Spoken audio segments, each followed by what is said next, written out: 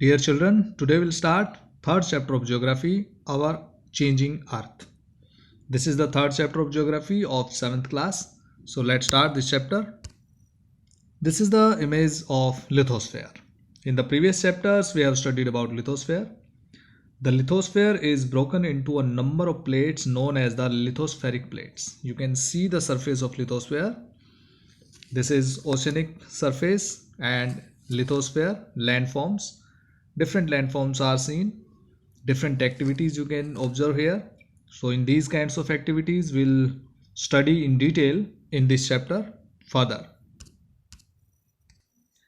As I told you that lithosphere is broken into a number of plates. It means entire earth is made up of different kinds of plates. It is also known as theory of tectonic plates. Theory of tectonic plates. So according to the theory of tectonic plates, the earth is made up of mainly 7 major plates and some minor plates. Some minor plates and 7 major plates. And these plates, right, move. They take the movement time to time. And you will be surprised to know that these plates move around very slowly, just a few millimeters each year. This is because of the movement of the molten magma inside the earth. The molten magma inside the earth moves in a circular manner as we discussed in the above activity. You can also do this activity at your home. Take a small colored paper pellet and put in a beaker half filled with water. Place the beaker on a tripod stand and heat it. As the water warms up, you will observe that the paper pellet is moving upward along with the warm layers of water and then sinks back along with the cooler layers of water. So the molten magma inside the earth moves in a similar manner.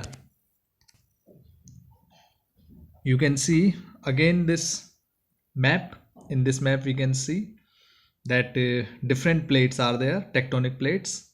For example, Eurasian plate, Indo-Australian plate, Australian, Indo-Australian plate, Pacific plate, South American plate, African plate, Pacific plate, North American plate. So different kinds of plates are there, and these plates take the movement, right? They move time to time, and their movements can be categorized into 3 parts. These 3 parts are known as boundaries. So the plates form the different kinds of boundaries. Mainly they are categorized into 3 parts. We can understand the movement of plates with the help of this diagram. The first is transform boundaries. What is transform boundaries?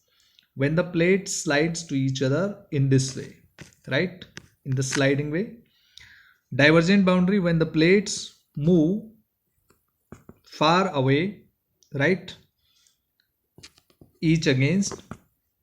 Divergent boundary. Convergent boundary, when the plates move towards each other, right? When they go far against each other, then divergent boundary. Come towards each other, convergent boundary. And sliding way, transform boundary. So these are 3 plate movements. Clear?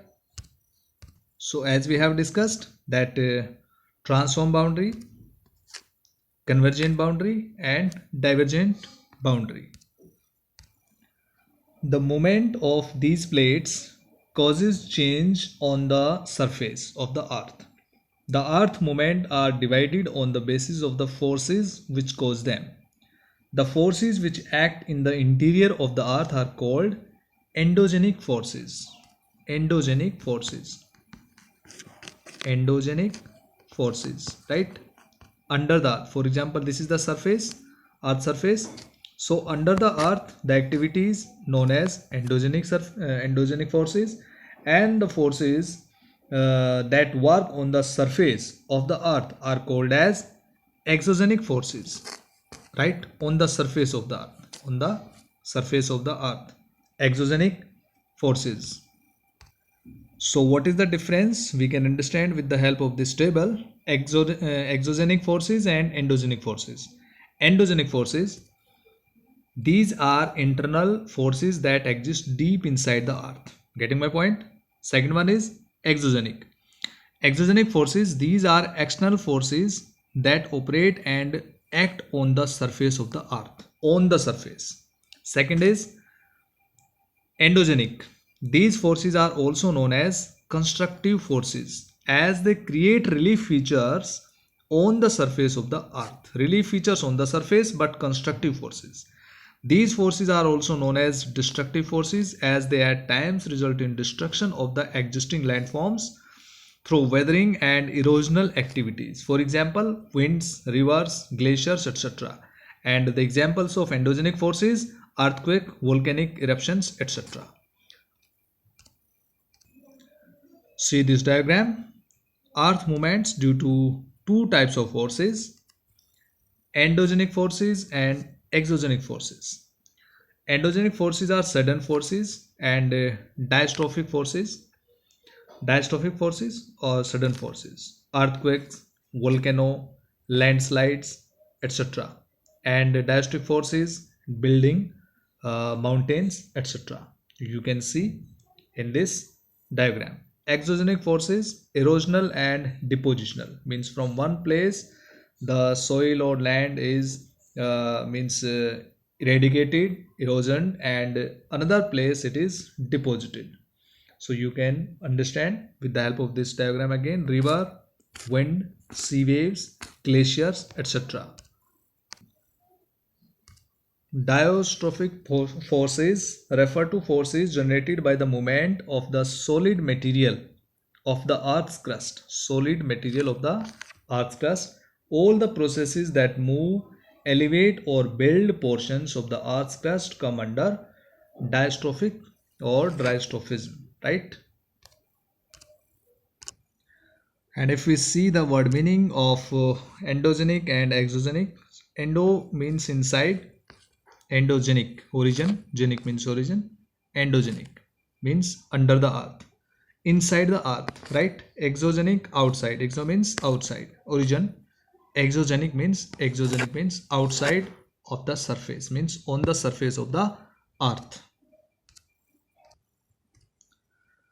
Lithospheric plates. The Earth's crust consists of several large and small, rigid, irregularly shaped plates, means slabs, which carry continents and the ocean floor.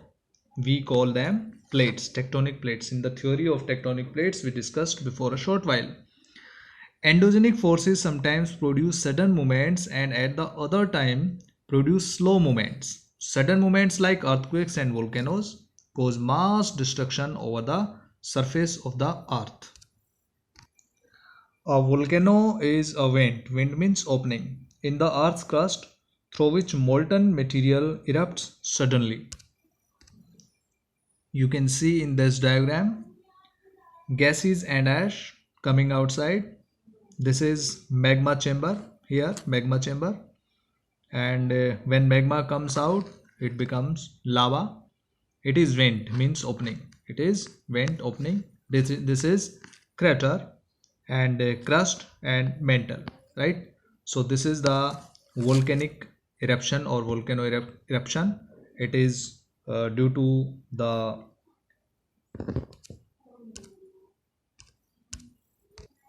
endogenic force.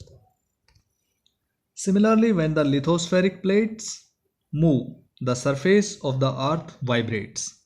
So this vibration is called earthquakes, right? So the vibrations can travel all around the earth, and these vibrations, as I told you, are called earthquakes. You can see in this figure the place in the crust where the movement starts is called focus. It is focus. This one, focus or hypocenter, and exactly at the surface, on the surface, right? This is called the epicenter. You can see in this image. So the place on the surface above the focus, exactly above the focus, is called epicenter. So vibrations travel, these are the vibrations travel outwards from the epicenter as waves.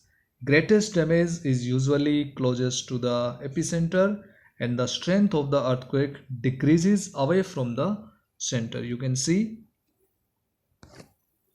this one hypocenter, this one is fault, you can see epicenter. Clear? This is the destruction due to earthquake. Although earthquakes cannot be predicted, the impact can certainly be minimized if we are prepared beforehand. Some common earthquake prediction methods adopted locally by people include studying animal behavior, fish in the ponds get agitated, snakes come to the surface. There are three types of earthquake waves: P waves or longitudinal waves, S waves or transverse waves, L waves or surface waves. So see in this figure, these are three types of waves. P waves are known as primary waves. These are fast-set and straight waves, right? S wave, these are the transverse waves. You can see in this image, clear? Secondary waves and surface Rayleigh waves, these are in this way, clear? First is primary waves. Primary waves, the fastest seismic waves are called primary waves or P waves. These waves are the first to reach any particular location after an earthquake occurs. Primary waves travel through Earth's crust at an average speed of about 5 kilometers per second. Primary waves can travel through solids, liquids, and gases. It means from the oceans also. As they pass through a material, the particles of the material are slightly pushed together and pulled apart. Buildings also experience this push and pull as primary wave pass through the ground they are built on. Secondary waves are the second seismic waves to arrive at any particular location after an earthquake. Though they start at the same time as primary waves, secondary waves travel through Earth's interior at about half the speed of primary waves. It means 2.5 km per second. Secondary waves are also called S waves. As they pass through material, the material's particles are shaken up and down or from side to side. Secondary waves rock small buildings back and forth as they pass. Third one is surface waves, are seismic waves that move along Earth's surface, not through its interior, right? They make the ground roll up and down or shake from side to side. Surface waves cause the largest ground movements and the most damage. Surface waves travel more slowly than the other types of seismic waves. So in this way, these were three kinds of waves. Again, we can see the diagram. This is primary waves, P waves, and secondary waves, and this one is Rayleigh or surface waves. Dear student, this is the case study of earthquake. You can see in this image, earthquake hits Bhuj. A massive earthquake measuring 6.9 on Richter scale hit Bhuj town on 26th of January 2001. School was affected, Bhuj relief effort blighted, CM's appeal to the center and destruction of Bhuj, fire in the city, emergency declared in quake zone. So this is the destruction due to earthquake.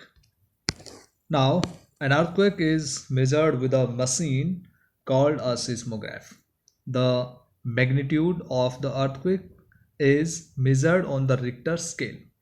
An earthquake of 2.0 or less can be felt only a little. An earthquake over 5.0 can cause damage from things falling. A 6.0 or higher magnitude is considered very strong, and 7.0 is classified as a major earthquake. So earthquake preparedness. As you know that we cannot prevent earthquake, right? But we can take some steps, some measure of preparedness. Where to task shelter during an earthquake? For example, safe spot under a kitchen counter, table or desk, against an inside corner or wall. Stay away from fireplaces, areas around chimneys, windows that shatter, including mirrors and picture frames.